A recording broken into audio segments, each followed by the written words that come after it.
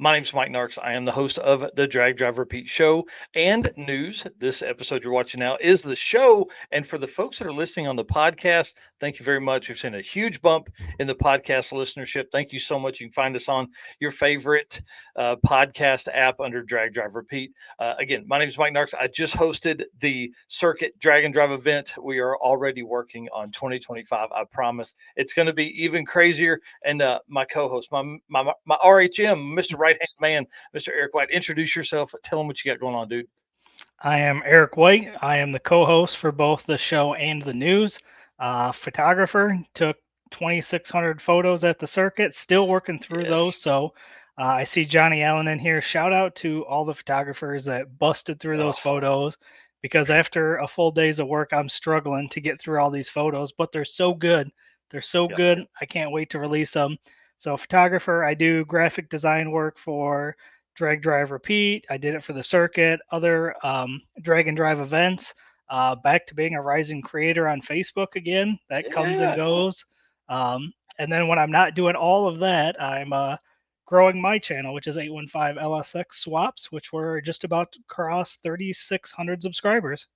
Dude, that's awesome. Congratulations to you. It's been a busy several months. We've been hitting it pretty hard. I would like to say we're going to take a break, but we are not because the season is about to get started. That's for sure. And guys, we can't do all of this without you guys, right? This is what you are what makes this world go round. Our race car friends, the folks that are out there making comments. I see all the folks here in the chat already. Danny Fatka, Johnny Allen, Aaron Roberts, and Fast Ranger Motorsports already making comments for this episode. Thank you so much for that. We appreciate that. And guys, we can't do it without our sponsors. They make the travel possible. They make everything that we do possible here. Summit Racing, Molly Motorsports, Driven Racing Oil, Car Chains 3D, Howard's Cams, Performa Built Transmissions, Sweet Patina, and Racing Junk Classifieds all make this all possible right here. And guys, our newest media partner, PowerTube TV, have you been watching that? Dude, we've been on their podcast channel a lot lately. Every time I turn that on, we are within the next couple hours. So thank you so much for the support to PowerTube TV. I want to give a big shout out to them. And if you haven't downloaded that app, please do that right after you get done watching this. Well, like I said, we have a fun show tonight. I see Zach is backstage. Jonathan Stonecipher is backstage. We were talking before the show kind of about the circuit and what we can do for 2025. And y'all, I'm telling you, it's going to continue to grow. It's going to continue to grow. It's going to be great. Well, let's move. Let's move to the next spot here because we got to talk about Summit Racing. Obviously, the presenting sponsor of the Drag and Drive show, the Drag and Drive News, the Drag and Drive Awards show, which happens at PRI every year. The first annual event, the inaugural event happened in 2023. We're doing it again for 2024. I've actually been talking to the lady. We are trying to get in a better location already. Yeah. If you sign up for one time and then you start asking for things, I think that's how that works. We took our beatings the first year. Now we're gonna request a lot of different stuff for this next year. But one of our biggest things is to be closer to the Summit Racing booth at PRI because they're our biggest supporter. And Summit Racing Speed Legacy began in 1968 as a one-man startup and is now the world's speed shop. 4 facilities, 200 plus catalog editions, fueling your passion. They save you money, deliver fast, and offer top-notch customer service for more than 1,500 brands. In 2014, they launched the Summit Racing mobile app for easy access to speed parts. Find them on Facebook, Instagram, TikTok, and YouTube. Also, you can find them on the On All Cylinders podcast for more automotive discussions like what you're listening to now. And from humble origins to the social media lane, Summit Racing stands by your need for speed. Find your next speed parts at summitracing.com. Hello, ladies and gentlemen. Harris from the Monoxide Podcast. Real quick, Howard's Cams was founded as a racing cam manufacturer almost 80 years ago when Howard Johansson created Howard's Power and Racing Equipment in 1945. Howard's Cams has always used on-track experience to design the most powerful designs, and today they have an even greater group of experienced racers in circle track, drag racing, road race, mud bog, and marine. They use all this input plus the most advanced computer software to design the most competitive race-winning products. From pioneers in drag racing and oval track to cutting-edge marine development, Howard's Cams is at the forefront of the industry. So make sure to reach out to our friend Luke B for your next valve train upgrade. And for this week's Howard's Cams community segment, y'all, We're talking to two naturally aspirated guys about their experience at the circuit, plus their thoughts on. I have here using Mother Nature's atmosphere to make power because these guys don't like boost, they don't like nitrous, they don't, or for their builds they're talking about tonight, they don't use nitrous or boost or anything like that. John Paul Franks is our current all motor small block class champion from the circuit and also the promoter of Heads Up Hustle, a drag and drive event with a heads up twist. I thought that's going to be a fun event that I'll be announcing at. And then Jonathan Stonecipher is like our resident naturally aspirated expert. I would say he's the guy we go to when we have questions and things like that. So having him on to discuss, builds and the processes he uses in selecting parts and pieces for his and his customers' cars. So let's bring them on. I want to have them do, like intros, talk about who they are, how they got here, all that kind of stuff. So, Mr. Jonathan Stonecipher, good evening, sir. And I'm bringing on John Paul Franks here as well. I'm John Stonecipher.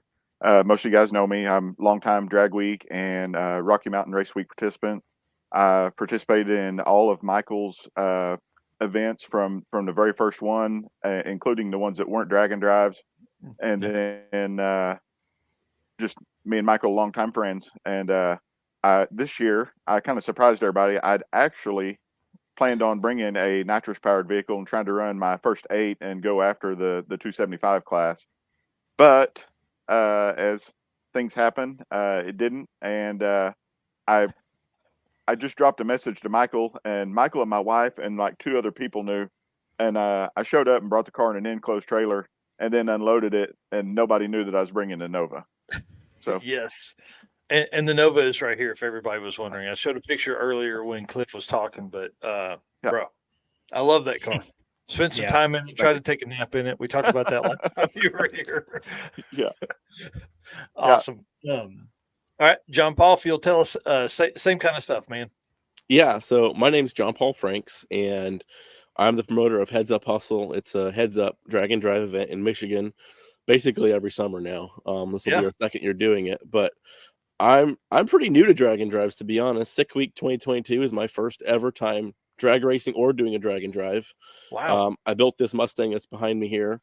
I was going to do Rocky Mountain Race Week in 2021. Was entered, had the car almost ready to go, and got COVID and had like 103-degree fever for a week, so didn't go. Yep.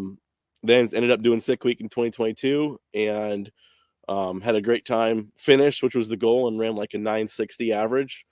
And then I honestly, this next drag and drive I've actually been to was your circuit, the race. So I've only Wow. done 2 drag and drives, finished both That's of them, awesome. but I'm a newbie. So Yeah. I do some heads up racing with the car behind me as well. And that plus my love of doing drag and drives is sort of where Heads Up Hustle came from. So That's awesome. Well, I want to talk about the thrash that Jonathan Stonecipher did real quick because, dude, it was, you say that, oh, yeah, hey, but it was like April 1st when you were like, Yeah.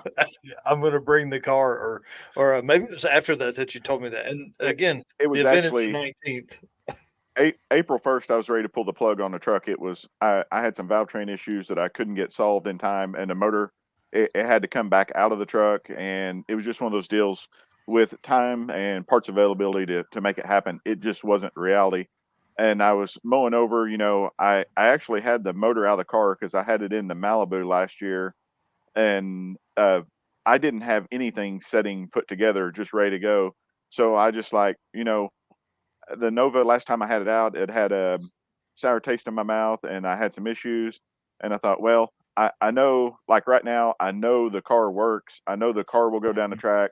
I know my drivetrain combo is solid. The motor's the only thing that worries me because it's a little tired.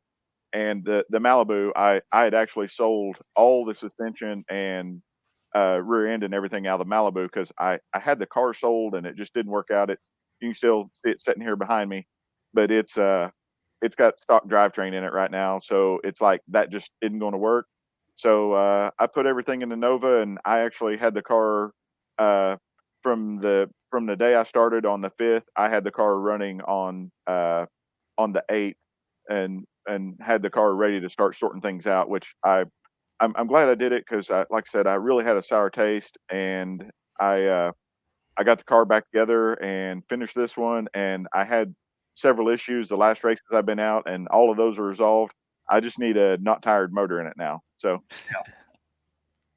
Yeah, and you needed a win, dude. I'm telling you, that was and like a lot of people, they're worried about, hey, I want to be first, I want to do this, I want to be on the podium. And don't get me wrong, those things are important, but I needed to finish because I'd had 3 starts with no finish, and after a while, it's like, hey, why am I doing this? And I had a rough year losing my dad last year, and he was like one of my biggest supporters as far as like, you know, motivator. Like, come on, son, you gotta, keep pushing. yep, You gotta go. You gotta do this. You gotta do that. You gotta, you know. And losing him, that was this was for me and him. yep. That's awesome. Yeah. That's awesome. That's awesome. Well, and then John Paul, I want to talk about because you had your backup engine is actually in that car because you're building your other engine is set to go pretty fast. So kind of tell us how the backup engine came to play, and was it just to get the car ready? Like why did you choose that one? Yeah, so when I first got this car, I got it as a shell and didn't have an engine. And my buddy Terry Strain, who Strain's performance engine or competition engines, he had a used Roush Yates 358 NASCAR motor. So this is run in NASCAR Cup Series in Wow. like '07. Oh, So cool. everything was NASCAR spec alternator that was all silicone together so it couldn't fall apart. Still flat tap it. Everything was NASCAR on it. The only thing we did was change Wow. the carburetor, and he did 2021 Midwest drags with that motor in his Ranger. They had some issues with electronics and weren't able to win in anything in the class, but the motor did great. So then I bought it from him, put it in this Mustang, and did sick week with it. But it's it was out of power for what I was trying to do with the heads up racing I was doing up at Michigan at Mile and Dragway. I was doing their Motor City Muscle Challenge. I'm still racing that. I'm actually hopefully going Saturday to race that. Nice. But anyway, that motor I had an offer on it. A guy wanted to buy it, and he gave me $5,000 more than they bought it for. And I was What? like, I mean, old NASCAR motors that they're rare. So I couldn't turn that deal down. I sold it, Yeah. didn't have a motor in the car, and was registered for your race the circuit last year. And Terry's like, well, I got this Hemi headed small block Ford you could borrow. So we thrashed on that and had it on the dyno the day before we were supposed to leave for heads up or for your race the circuit last year, and it spun a rod bearing. So Mm. didn't end up participating last year. But then that was going to be a borrowed Hey, motor. but came all the way down there. Yeah, Yep. I still came and had a fun time Yeah. hanging out with people. Yep. And it was great. Met a lot of cool people and got to watch some awesome racing.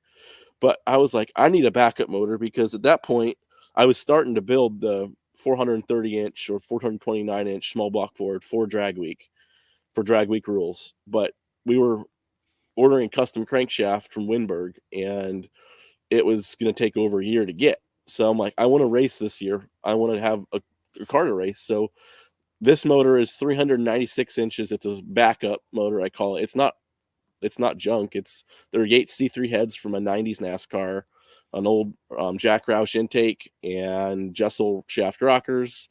It's a 128 bore, and a 700 stroke. It's all used parts except for the rods. Pistons were Wow. used, block, everything was used. Old circle track stuff that Terry had laying around. And he's like, well, if you want a motor, we'll make some measurements and we'll put it together. So that was the first motor I'd ever put together. He checked my Wow. measurements and stuff for clearances, and put it together, and it makes about 750. We think it makes 686 wheel. So Wow. um, That's it's cool, man. it's a fun motor, but it's not the main motor I'm gonna have hopefully for drag week this year. Yeah, well, we're going to talk about that here in just a second. So let's run through like what both of you guys ran throughout the weekend, and kind of some stories and route stops and all that kind of stuff. So start with ETs first, Stony. My ET was the one that was much slower than John Paul's. Now, I actually I knew going into this that I wasn't going to be competitive, just with the short timeline and everything. But I changed some stuff on the car. I ungeared it. I put a 430 gear in it, and I actually run the full week with exhaust on it. And I got the car back to 60 in within a hundredth of what it run with the 456 Wow. and the open exhaust. And it's my quickest pass was a 10.60.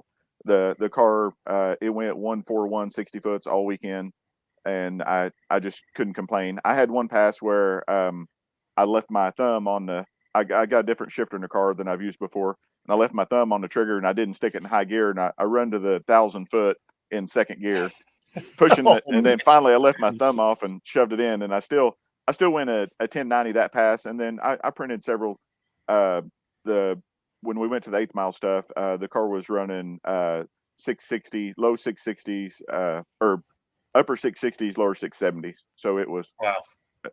and it was the best the car had done since the changeover to fuel injection with the exhaust on it and ungearing it some. Which all of those things made the car much more drivable than what it was when you rode in it, Michael. Yeah. Listen, I'm gonna tell y'all right now. He doesn't call it the gas chamber Nova for nothing. That's actually, just to be totally honest with you, much to my surprise, with the fuel injection, that's all gone. You can breathe That's in the car awesome. driving down the road. I didn't That's have to awesome. drop Aaron off at the morgue, which I was happy because we're pretty good friends, and I Yeah. like having him around. So Right. That's awesome. Well, John Paul, same question for you. What kind of ETs were you looking at all weekend? Yeah, we ran some 980s, 970s, and then a 960 on the last day, and with the best of like a 604 in the 8th, and I think we had a 130 with a 0 60 foot, Dude, which that's awesome. those aren't personal bests for the car, but those are personal bests for this motor. So Yeah. really happy with it, for something that was just a bunch of used parts we threw together. Right. And then you were, this is a question I had for later, but you were a full half second ahead of second place by the time we got to Sunday. Did you lay off any? Did you turn it up No. once you got back? Okay. No, we've tried to go faster every time. The last Okay. All day right. at Mocan, we had a timing ramp in the ignition box. We pulled that out. I tightened the front struts down, or loop, to hope and not wheelie, and All right, guys. I want to say thank you so much to our race car friends. Thank you for being here. Thank you for hanging out. Guys, hit the share button one more time for us, real quick. It's a big deal. It's a big night for us. We've never had 4 guests on, and you can tell we're going to go over already. So thank you for being our race car friends. Thank you for making this possible. Thank you so much to our sponsors, Summit Racing, Driven Racing Oil, Molly Motorsports, Car Change 3D, Howard's Cams, Performa Built Transmissions, Sweet Patina, and Racing Junk Classifieds. Dude, did you see Racing Junk Classifieds has the new drag and drive segment for your when you're putting up a listing or searching for a listing? That's a huge win for the drag and drive community. And of course, our newest media partner, PowerTube TV. Those guys are amazing. If you guys don't know, it's a great spot for us to watch, for you to watch this and other exclusive content put out by us and many, many other automotive, I don't know, automotive entertainers. I would say entertainers. That's probably a great way to do it. And guys, the gentleman's agreement is that, listen, we love what we do. We truly do. I do this day and night, every day. Eric does this every day, every night, listens to my messages, all that kind of stuff. But we can't do it without you. Like, this isn't free. This is expensive. It takes a ton of time to do it. So, as a kind of gentleman's agreement, trade back and forth, I will say, we'll keep doing this side of stuff, but you guys, come on now, hit the follow button, hit the subscribe button, wherever you're watching this, do that for us, help us grow. And if you're on the podcast, man, leave a review. Come on, we got to get some of them, help us grow over there and introduce the world to more drag and drive people. So we are excited to partner with PowerTube TV, the ultimate streaming destination for automotive enthusiasts. Created by enthusiasts for enthusiasts, PowerTube TV is revolutionizing the way you experience automotive programming. You'll find replays of this show that you're watching alongside exclusive content from us and other automotive content creators. PowerTube TV is a place to watch classic shows like Pink's All Out, and Pastime make their triumphant return alongside reboots and original content. PowerTube TV is more than just a streaming platform, it's a community, a launchpad for emerging builders and racers through their content creator development program. Join forces with talented partners and showcase your skills to the world. Join us on PowerTube TV and experience the thrill of automotive entertainment like never before. Speed, power, and community await you. Find out more at watchpowertubetv.com. We sent it at full timing off the line, and we raised the leave RPM. Tried to go faster, so That's awesome. There's In, a in good shot. Go ahead. NA guys, we don't leave nothing in the tank. It's what we got. Yeah, right. There were some great shots of the cars taken all weekend. Obviously, we're going to flip through those as we tell some stories here. But this shot here, man, back at Mocan, this is a Sunday shot. So this is probably one of those times when Yes. had that car ready to go. There's a that's you winning the class. We'll get to that in a minute. But yeah, the car just looks like it works well, dude. Like the I think you guys were one of the only. I think I probably watched 8 passes all weekend, to be honest, and 2 or 3 of those were you guys making passes. Both of y'all making passes. So the cars seem to work well. Yeah, Um, it separates really well, and you can looks Yeah. like it's on stilts in that Yeah. photo. So Chris Story's asking if that's small block Ford. yes, it is. It's never going to have an LS in it. At least not while I own it. Yeah, that's cool. That's I can appreciate that for sure. Well, if Eric, if you want to run through this next stuff, I'll bring up some of the photos and stuff we have from the weekend. Yeah, so next is just talking about some stories from the event. Any fun stories that you guys have? Any crazy stories kind of from the weekend? With mine, the old motor's pretty tired, and we got to Ozark, and we'd been running the car pretty hard through the evening, turning it up around anywhere from 3,000 to 3,500 going down the road, and it had blew oil all over the motor. So I actually had to pull the intake, and it blew with overturning it the first day, because I got a 8,800 rev limiter, and I hit the rev limiter on that pass where going to the 1,000 foot. So I ended up having to pull the intake, and me and Aaron replaced the valley pan. It blew the gasket out of it, and it had Allen head screws in it, and the screws were actually stripped out. So I had to take a hammer and a screwdriver and drive the screws out of it and replace the valley gasket. So Did you put Wow. those back in it? no, I did not. No, I told Aaron, I said, "Well, this is dumb." I said, "I'm not doing that again." It'll be a note that we never put Allen head screws in the valley pan ever again. Yeah, it may look good, but that's not the way to Yeah, do that's that one. exactly Yeah, for some Awesome. of What the about you? show car motors, maybe, but yeah. right. What about you, John Paul? Any funny stories? Any crazy stories from the week? I mean, I think the most fun we had is actually on Friday evening heading to Springfield to the Railhaven. Um, we were going through a little town, and I forget the name of the gentleman. He has the really cool gray 55 Chevy that runs like Uh, fours in the eights. Eric Kuhn. Eric Kuhn. Yep, Yeah. yep. And we met up with them. We were just pulling out of where we had dinner, and we decided to drive together. And we ended up getting to Boots Court, and he's like, "You guys want to navigate? Because we can't figure out where we're going." so we started. We left there, and he's like, "What gear do you have in the car?" I'm like, "Well, it's a 486, and we don't have an overdrive." And he's like, "You're driving 60 mile an hour with that?" I'm like, "Yeah." We're at like 4,000 RPM. And it was just fun having those guys behind us. And eventually we stopped along the road. I had smelled something that didn't smell right, and there was some other guys stopped, and I wanted to see if they needed any help. So we stopped, and it was a big shoulder. We pulled off, and they're like, "We're going to go on." And later on, we found out they started driving 70+ mile an hour the rest of the way. So we were holding them up. But that was fun. And we did break a radiator hose right after we left Mocan. Oh man. And it was spraying water everywhere. Fortunately, I took all the coolant out of the car, so just water.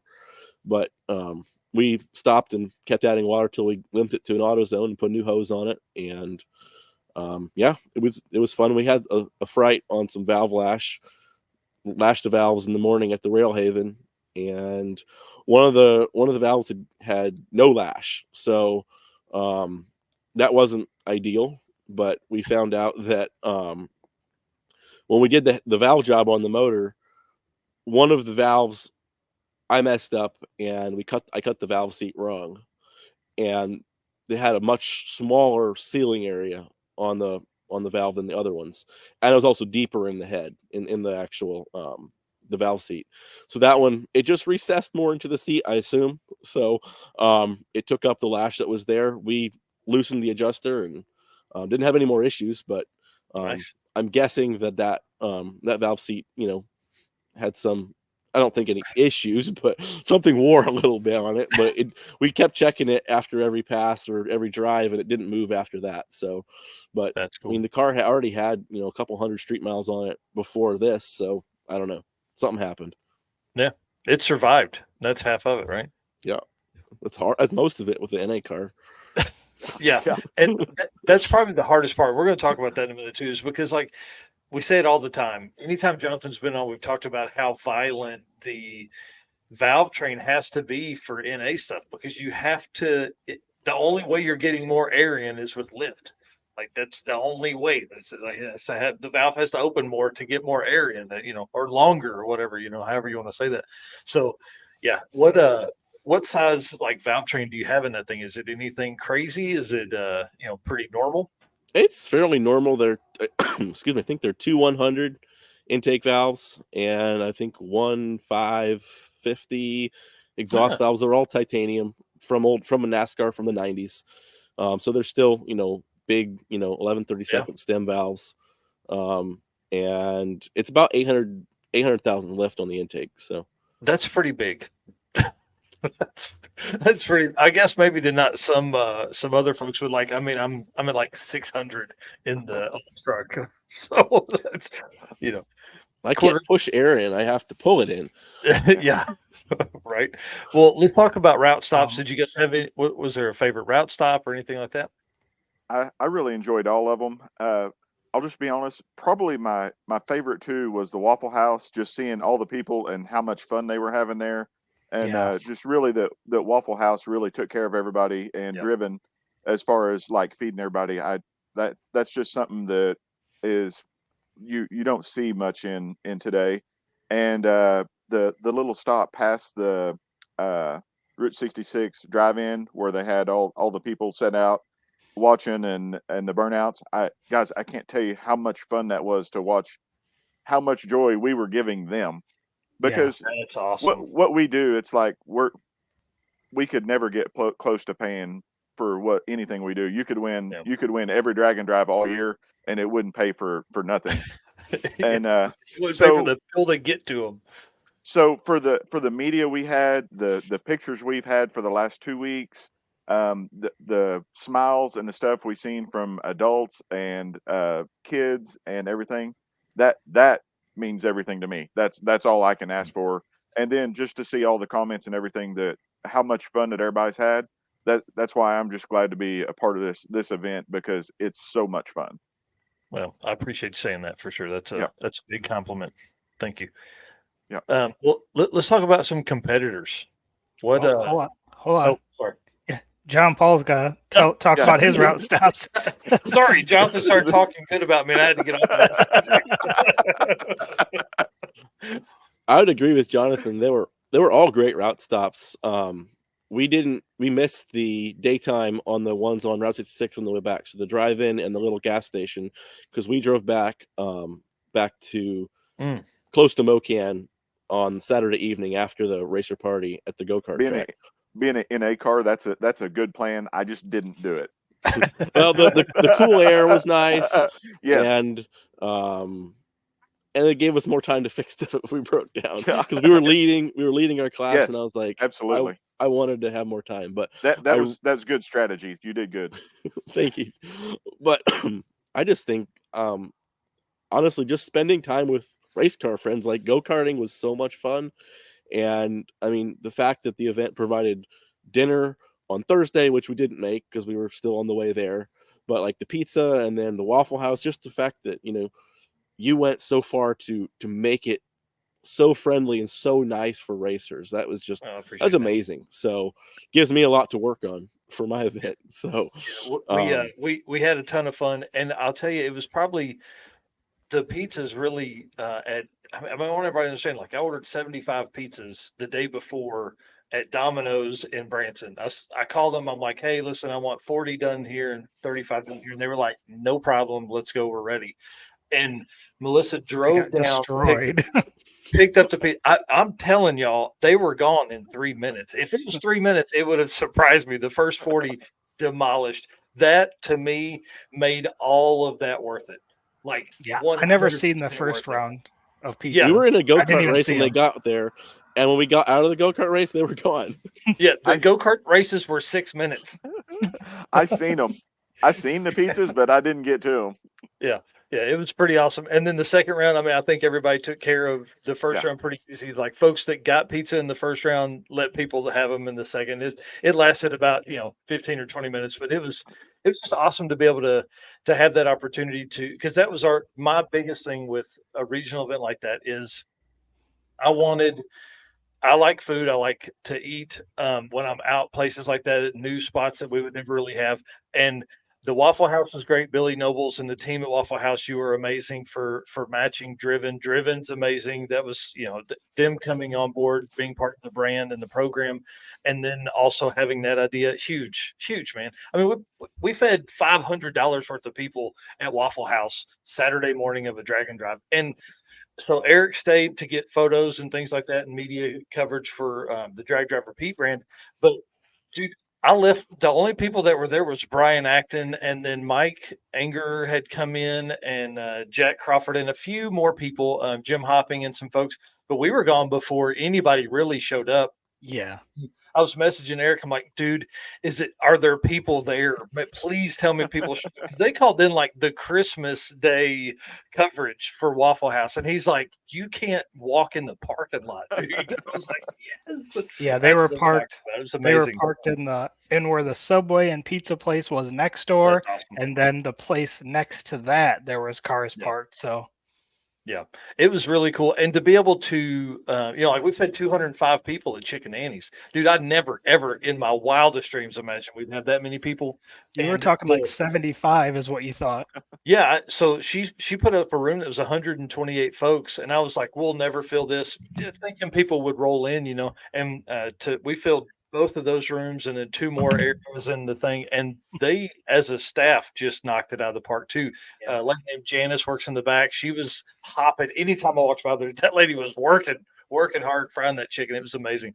So, all right, well, enough about the food stuff because man, I'm telling you, that's going to be something new. So. John Paul Franks, get ready. We're going to work with some local breakfast places for your event too, which Heads Up Hustle. We're going to work with that and see if we can get some folks kind of come on that side too, as well. But let's talk about like what you guys did. Did you guys stay at the hotels? What was your night plans there? I guess John Paul didn't for the second night. He drove back. But Stoney, what about you? I stay at the host hotels because I really enjoy getting to visit with everybody. Um, it's just a lot of fun, and then you know, this is there's only a few times a year some of the guys I get to see. Yeah. A lot of them they travel in for this, and this is my only time to get to spend time with them. We all have such busy lives trying to make ends meet so we can do this.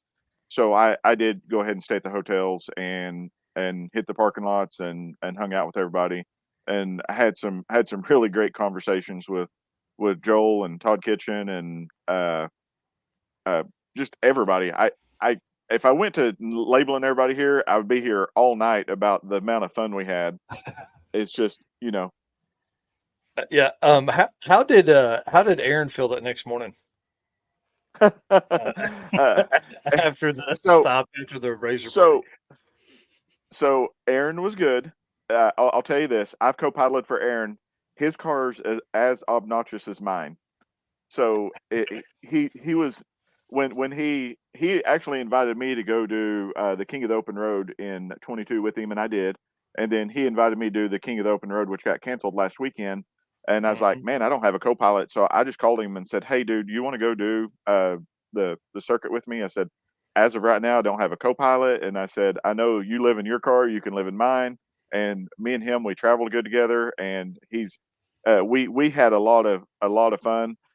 We need a voice recorder because we wear headphones while we're driving, and if you had the conversations that we had while we're driving, uh, it would make some people blush, but other people they would be like, "There's something wrong with those guys." Oh man. Yeah. We definitely need that. We need some I need to We'll figure out how to do that. How do we live we'll stream the conversations on the we'll road? we'll work on I getting don't some think kind you of can voice live recorder. stream them. There's some of them you cannot. Demonetized. That's awesome. That's awesome. I seen John. You guys wore headsets as well, didn't you? Yeah, I have some old aviation headsets and an aviation intercom, Yep. and we plug everything in, and it works fairly well. It's not anywhere Yeah. near as rugged radios, but it works and it keeps you from going deaf. Yeah. Absolutely. Well, and that's a Yep. big part. You know what I mean? Especially again, back to the naturally aspirated stuff. It's so loud. That stuff is so loud all the time because of the camshafts that you need. Well, we talked a little bit about a struggle. You know, John Paul having the. I'm not even gonna say that was a struggle having the one with no lash, but any other struggles from the weekends for you guys? From the weekend for you guys? Not really. No. It went pretty well. It's great. Yeah, Don't- that's always a good thing. The only struggle I had was not winning. You know. Dude, you'd have had to go a full second faster. John texts me and he goes, "What? Second's okay." But I was fourth. Yeah. That's exactly right. Yeah, that's right. Well, I see a lot of folks talking about headphones in the Yes. chat down there. We probably need to start. We need to start working on some company for that too, some kind of discount or something. Seriously, For guys, for the ride group. and drive, they are a game changer. Aaron Yep. introduced me to them, and I'd already talked about it with Jim Baker because they wear with him and Frankie, they wear headsets with the Pro Mod card and stuff, and you can talk to the driver from outside the car. And we're actually thinking about like having it where if we have 3, 4, 5 cars traveling in our group where we all wear headsets so we can all communicate. Oh That's yeah, cool. That'd be that would sweet. that would Yeah. be a lot of fun. That would be a lot Yeah. of fun for sure. Well, let's talk about. I want to pivot just a little bit and talk to John Paul about the heads up hustle deal because obviously dude, coming down here, running over the class in a all motor small block at the circuit, that's got to feel good. And now it's like game time for promotion for heads up hustle. I do want to give a huge pat on your back for the social media stuff that you guys have done with the event. It's amazing. It is inspiring for Eric and I'm sending him stuff all the time. Like, man, look how great this looks, dude. We gotta do that. So talk to us about the event dates, where it's going to be, tracks, all that kind of stuff. Yeah, And well, thank you for that. But the big credit for the social media goes to Asher and Ezra McKenna. There's some neighbors of mine. They did photos and video at the event, and I hired them to help me do posts. And they're amazing. They do a great job with that. Yeah. That's most of it's not me, so I don't want to take credit for that. But so Heads Up Hustle is a 3-day Friday, Saturday, Sunday drag and drive. It's July 26th, 27th, and 28th. We start at Milan Dragway in just south and a little bit west of Detroit. And we'll be there in the morning, drive up to mid-Michigan. That evening, we'll spend the night at the Edmore Hotel, which is a few minutes from the track. Saturday morning, we'll be at mid-Michigan, race there, head back down towards Detroit. And then Sunday morning, we'll have one pass for basically a shakedown pass that won't count to the average because days should back up. Friday and Saturday, we average those passes together. Mm-hmm. And then we basically just set elimination ladders based on that. The index classes will not be set on those averages. But based on their average. Yeah. You said that. Sorry. Yeah.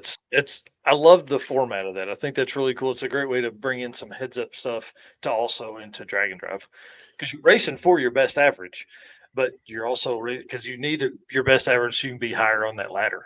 Correct. And the cool thing, excuse me, that we're going to do, we'll see how it works out, is the index classes. We're actually going to qualify them not on their average. We're going to qualify them on the best reaction time from Friday and Saturday. So if you go 001, you're probably going to be the number one qualifier, maybe probably for sure get a first round bye in the index classes. So you could be in the 13.0 index and, maybe you don't have a 13.0 car, but if you can go 00, or just have a good reaction time, you could qualify really high.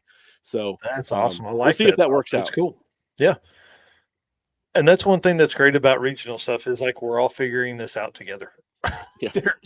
There's really nothing. I mean, like there's no wrong way to do this. So, and I think that's going to be a lot of fun. So you got the tracks. I've never been to Bend, Michigan. Been to Milan, obviously, with Back to the Streets. And then I'll be there later that year for Drag Week. So Milan is actually the most visited track of Drag and Drive in 2024, which is crazy.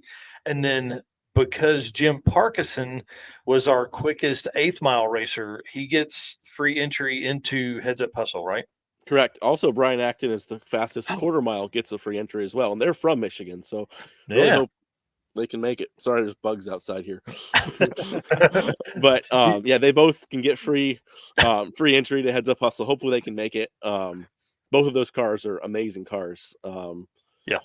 Jim's car it probably would destroy our small tire class if he'd enter it, but we'll see if they can make the drive up. So yeah, that'd be awesome. Well, hopefully Brian and them can make the drive down. I mean, you guys are pretty close to each other. I think they typically race at Martin, right? 131. I believe so. Also, I know they go out to mid Michigan for testing as well. Yeah. Oh, that'd be perfect. Yeah. And those guys, I mean, they just have it dialed in. Well, what classes are set up for Heads Up Hustle? So we have unlimited, which basically anything goes.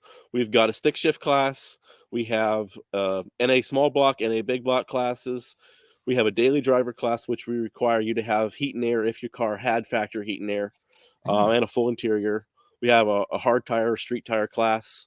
We have a full size pickup truck class, so that requires no S10s, no Dakotas, no Rangers, but full size trucks. Nice. Also, full size SUVs would be allowed in that as well. Then we've got a motorcycle class, and then our 10.0, 1150, and 13.0 indexes. Oh, that's cool. I like the 1150. That's a good idea. What's your tread wear rating on the hard tire? I believe 200, and it needs to be not a drag radial, so it can't be Mickey Thompson ET Street SS or a Nitto, NT555R2 or whatever that one is. So yeah, I think that's probably what we're going to go to for the circuit 2025 as well as the 200 tread wear, just because 250 is pretty tough. I'm either going to go to 200 or 300. I either want like a burnout master tire, like 700 tread wear tire, or we're going to make it a little more competitive. I want to kind of follow some rules. 200 seems to be the hard tire class at most events. So you're still working on the Outlaw 185 class? The little 185 radial. Yeah, 185. That would be a fun class, and it can only it's big block 185. That's what we're doing. Big block twin turbo. Yeah. It's only dual power adder. Doesn't matter. You have to have nitrous and a turbo, or nitrous and a supercharger, and it's a 185 tire. 180. Just 300, 1,320 feet of burnouts. Yeah. Exactly. Please get out of the groove. Please do not run in the groove. I wanted to bring this comment up from earlier. If Scott Story's still watching, he wanted to know if you were running a stick shift class because of your logo, but that is your logo for your event. Correct. This car is not a stick. It's a Turbo 400, but Heads Up Hustle does have a stick shift class. Yeah. And Carl Balzer with Hidden Motorsports won that last year. And the cool thing actually about Carl, he has his event called No Half Sends. It's Australian style burnout competition, drifting, a car show, and a street car shootout. Excuse me. But his event is happening on the last day of Heads Up Hustle at Milan Dragway. So Heads Up Hustle racers can get big discount to get into his race, and you're already going to be there. You're already going to have admission, because you're already going to be at the track. So I'm excited to take my car and run in the street car shootout with it. I'm not running my own event in NA small block, but I will be trying to run it in the street car shootout that he's got, and any grudge races anyone wants to run. So that's awesome. Well, I will tell you from racing at my own event in the past, it's too hard. It's too hard, dude. It's way too hard. It's plus it's a little bit of a conflict of interest, especially when you got a car that's competitive like John's. Oh yeah, for sure. Mine was not, but John's is. Oh, we know yours wasn't.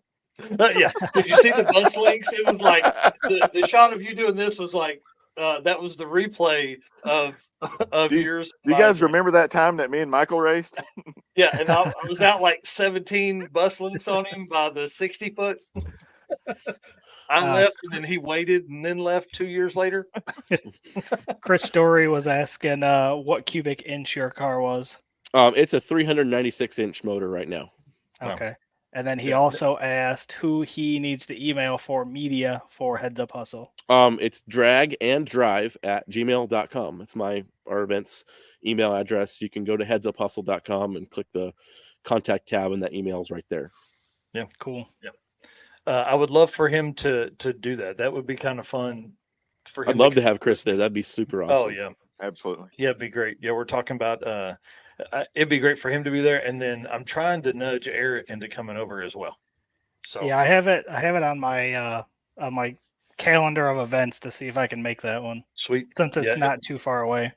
Yep, it'd be great, and him and I get in the tower, dice it up a little bit on the microphones and all that kind of That'd stuff. be awesome, Dude. This will be the first time. Like, I mean, I've talked to a lot of people here.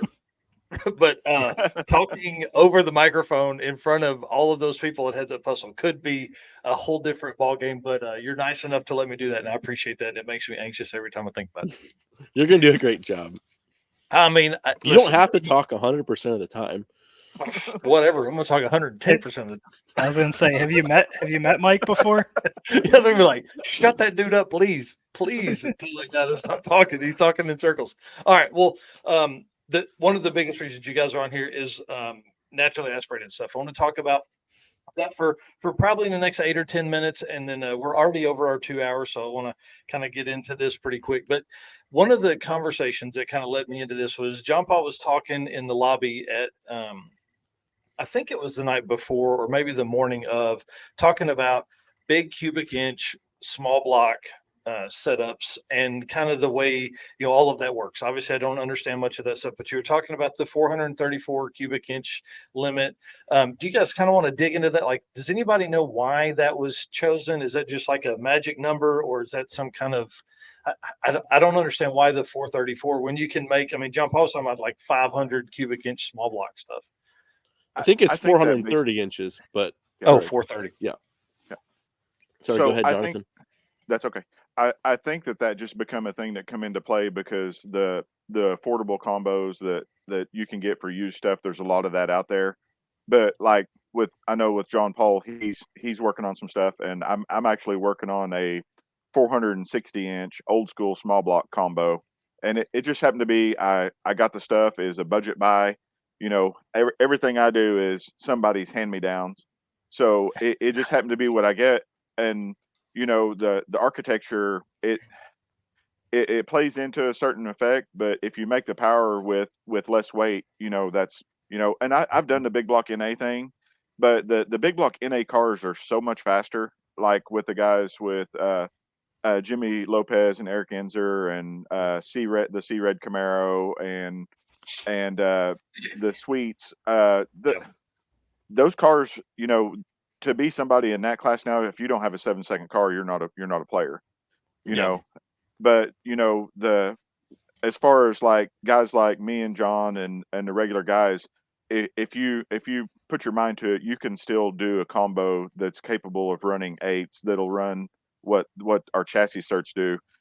I talked to John about this. I'd consider doing another short block so I would be small block legal. I don't know. It's just that's just where it splits. But I don't know what the future of the class holds or whatever. I think that for the most part, they'll probably keep the cubic inch thing because if you allow the big cubic inch stuff to come in, you're going to see the small block stuff go crazy and it'll become a 7-second class as well. Because you take a 500-inch small block, it's a good 200 to 300 pounds lighter than a big block and makes almost the same power. So And you've got to get a custom billet block or something to build it anyway. Everything. You can't use a stock style block. No, and that stuff. The big block stuff has already went that way. Like Ed Enzer's car is a conventional 632, but the other two cars, one's a 700-inch and the other one's a Sweet's car is like I don't even know if it's even 800 plus three-digit number. It may be a 4-digit number. So right. it's got like and I'm not trying to take away from what they're. I'm not trying to take away from what they're doing. I think it's great. I love it. There's no But limit on cubic inch for big blocks. no, there's Yeah. If not. you could build a 1,500 cubic inch big block, more power to you, I Right. guess. My thing about it is my budget doesn't allow that. I was trying to figure out how to tap into John's piggy bank to get some of his leftovers. So Yeah, but it's Ford stuff. I don't care. Put It right. doesn't Put matter. a Ford in your Nova. That'd be cool. I put Yeah. a Ford in my Nova. My thing about it is your cylinder head flow and stuff is what makes a NA deal. The architecture doesn't mean anything to me. If Hmm. it'll keep the rods and pistons inside the block, I don't care what it is. I like it. Yep. So Nice. Yeah. What kind of RPM, like, obviously Tab Scott holds the NA small block record. Like what kind of RPMs is he seeing? Why is that car, I would say, I mean, that car's almost six you tenths faster than what John Paul's ran this weekend. I mean, it's, he's in the He's a 70. second faster than me. he's a second Right. Yeah. faster. Yeah. Yeah. So I You mean, want to know like, why? It's because he tests and he put the hours in to yeah, make the combo work. Yeah. That's what it is. He works hard, guys. Like yeah, that's what it takes on an NA combo. And if you're not willing to put in some time and hours, you can go and not be competitive. But the guys that you're going to see up front, they're going to be the guys that put the time in. I mean, it's just like John's combo is great, and I'm glad to see a Ford. You know, we've seen hmm, several cars that have run in the nines, but I'm glad to see a Ford out there because there's nothing wrong with that stuff. And yeah, like what John said, all the stuff that we're going to be using is basically going to be left over from NASCAR, or it's going to be like mine's the ex sprint car motor, uh, and then it was turned into a high end drag race motor, but it's the cylinder heads are left over from sprint car stuff. You know They're great what? cylinder heads for cheap, really. Absolutely, that's the whole deal. Like what I paid for my cylinder heads is what some people pay for their crankshaft. You know, wow. I've got less in my whole motor than what some people actually pay for cylinder heads. So That's crazy. And that typically, because those guys are running at like a higher RPM, they're needing all the flow, yeah, they're doing all the research to have that airflow. yeah. So what kind of RPMs are you looking at with a small block NA setup? It all I depends on your camshaft, really. Yeah, that's I don't know what Jason's motor turns. I'm gonna guess somewhere in the eights. Mine's a small motor. Mine's 360 inches, and I turned mine 81, 8200. That's Wow. what you have to do to make a 360-inch motor. And my combo could use some more research. I mean, it's unported heads. Not making excuses, guys. It's just what I had to work with. And Yeah. there's lots of better stuff out there. Matt Coatings Matt Coating's 427 combo in his car, he's just starting to scratch the surface. I mean, this is John's first race he's completed. His car's Yep. going to get faster, Yeah. you know. So and same with Matt's. But the thing about it is, you're hitting a moving target because Jason's car is going to get faster too. He's not sitting Jason's around. building an SB 2.2, so a Right? NASCAR headed small block Yeah, Chevy. yeah. Wow. So he's going to get faster. He has a 750 K to 25.5 cage in his car now. He's Yeah, trying to run low eights. yeah, Wow. That's awesome. yep. Yeah, Yeah, that'll be that's wild. pretty cool. My old NASCAR motor turned 9,600 through the traps, but that was a 358, Yeah, and it just wanted the RPM. yeah, The more we revved it, the more we moved the rev limiter up, the better it ran. So, yeah. my new motor, I think we're shooting for a peak RPM of 9,000 with shifting around 82, 8,300. But we'll put on the engine dyno and see where it makes peak power, and then Yeah. we'll know from there.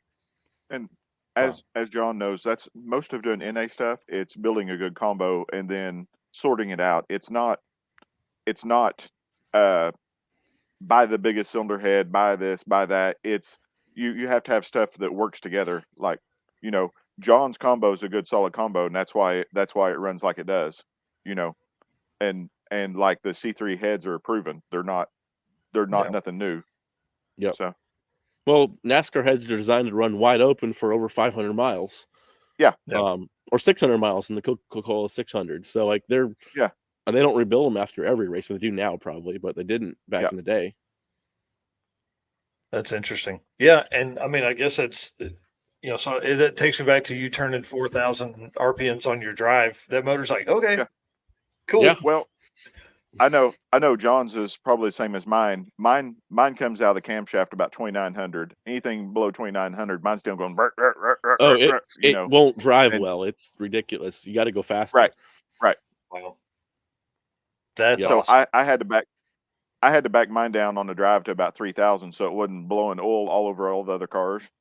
But mine smoothed out, and the car was actually better at 3,500. Just like with John's, John probably took a little bit of time in the car and figured out 4,000 where the car smooths out and everything's happy, and you can actually, even with your headphones on, you can actually hear the harmonics of the car, and you just kind of melt into it, and it makes it where You you find can its tell happy what's going spot, on. really. Yes, exactly. I Yep. think Chandler said it. You just become one with the vibration. Well, you do. Then you hear something and you don't know what it is, and you get weirded out about valve springs and stuff. Yeah. What's funny is like Chandler learned and you learned, there's lots of noises that don't mean nothing, but there's some noises that are a big deal. You're like, oh, hang on. Like, when me and you pulled over, I could hear a high pitched squeak, and it was the wheel bearing. Like most people, like if you weren't tuned in the car, like I don't know if you even heard it, but I could hear a and so I pulled over, and it was, it's just the stuff that you tune into. Yeah. Yeah. Because I wasn't hearing anything but my own brain shake around. Something I was going to bring up is there's an engine builder called ZSR Engines that I've seen on Facebook. They built a 429-inch small block Ford with their, I guess they're called their Bischoff Racing's heads. They're SC2 heads, I believe what they call them, and it made 1,042 horsepower at 8,000 RPM. So that's 2.43 horsepower per cubic inch, and that's going to be in a drag and drive this year. I don't know who owns it. Wow. I saw a post that ZSR Engines. They even showed it on the dyno, and it's a drag and drive motor. So I don't know. The guy said ZSR. They said it'd make over 1,100 if they put a more aggressive cam on it, but so that's what amazing. that's what everyone's gonna have to go up against. I don't know who owns that motor, but that car, if they can spend the time to get it dialed in, it'll go fast. Yeah. Did you say ZSR? Yeah, ZSR Engines on Facebook. If Yeah, you scroll down, you'll made see some them. notes there. We're Okay. going to find out. We're going to ask. I want to know. I'm assuming it's going in a Ford, but I want to Yeah. know who has it. But it's not been. I posted. wish it was going into Nova. That'd be sweet.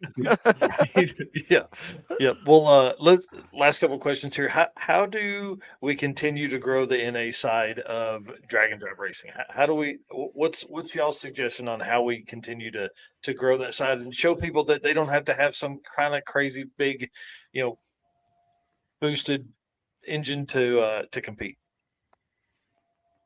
My thing is you're going to have to find people with low IQ that really want to spend a lot of money and go slower than the other low guys. IQ and don't like money. Perfect. Yeah, and then there's a lot of those guys in the car world. Right. Also, you got to find lazy people who don't want to do the fab work for Turbo Kit.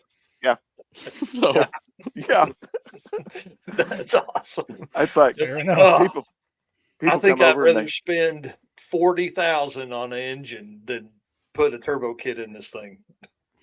people come over and they probably look at mine and John's car and they go, "Where's your nitrous?" I've actually had that. Where's the nitrous? And I'm like, I don't have any. Or this car's not turbocharged, and I'm like, you can't tell by the way it sounds. It's like those people are holding their ears when they walked off. And it's like, yeah, hold on. Let me get down there and listen real close. I was at Milan Dragway after I ran my first 9.0 with my old motor, and I was in the pits changing the car over, getting ready to make another pass, and someone came over and said, "How many pounds of boost you running?" I'm like, none. None. I was looking. It's got zero boost or vacuum. I was going to say, I was looking, it was still at like 0.5 pound of vacuum. Yeah. Negative. Negative. Yeah, that's right. All right, guys. Well, thank you so much for coming on tonight. And John Paul, I can't wait to come hang out, dude. I'm so excited. Thank you so much for coming down to the circuit. Thank you for telling stories tonight. But thanks for coming down and just hanging out, dude. It was awesome to see and see the car out. It seemed to work well, and all the pictures that was there. It's just so good looking, especially with the big banner on the door and everything like that. So super cool, man. Dude, what a great show, man. Yeah, there's really a had lot a of lot of fun tonight. Yeah, a lot of conversations, a lot of Yeah, stories. Reminiscing about the circuit that just happened a couple weeks ago. That feels like it's been yeah, a while ago. yeah. I was gonna say, it feels like like 6 months, but also feels like yesterday. Yes, yes. So I don't know all what that means, but I feel exactly the same way. right. All right. Well, let's thank our last round of race car friends, and of course our sponsors. If you'll do that, we'll get this thing shut down. Yep, absolutely. Once again, guys, we can't do this without you. Thanks to all of our race car friends, everybody in here commenting, everybody that will be listening to the podcast. Tell your friends. Let's invite more people. Send them to the Facebook group, the Drag Drive Repeat hashtag Race Car Friends group. Let's get that growing. And of course, we can't do this without our sponsors: Summit Racing Equipment, Driven Racing Oil, Molly Motorsports, Car Chains 3D, Howard's Cam, Performa Built Transmissions, Sweet Patina Racing Junk, and our newest media partner, PowerTube TV. We will see you guys on the next Drag Drive Repeat show. Like this show? Want more? Then head to WatchPTTV.com, the new 100% free PowerTube TV streaming network. Home of the best classic and new motorsports racing and build shows on the web.